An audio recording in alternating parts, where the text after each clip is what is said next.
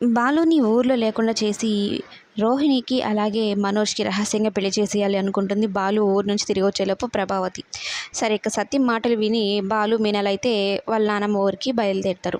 మీనా జాగ్రత్త అని సత్యం చెప్తూ ఉంటే, ఏంటి నాన్న నన్ను జాగ్రత్త అని చెప్పకుండా ఆమెకు చెప్తావు, కన్ఫ్యూషన్లో డైలాగ్ మర్చిపోయినట్టున్నావు నాన్న అన్నట్టు అంటూ ఉంటే, నువ్వు మీనాని ఏదో ఒకటి అంటావు, ఏడిపిస్తావు, అలా కాకుండా జాగ్రత్తగా తనని ఊరికాని ఊరిలో దగ్గరుండి చూసుకో జాగ్రత్తగా అని అంటూ ఉంటే, మీనా నేను వదలనులేండి మామయ్య గారు, నీళ్ళలాగా ఆయన వెంటే ఉంటాను అన్నట్టు చెప్తూ ఉంటుందన్నమాట. ఇక మొత్తానికైతే బయలుదేరుతారు. మీనా ఫస్ట్ టైం ఆ పొలాలు అవి ఇవి చూసి చాలా సంతోషపడుతూ ఉంటుంది.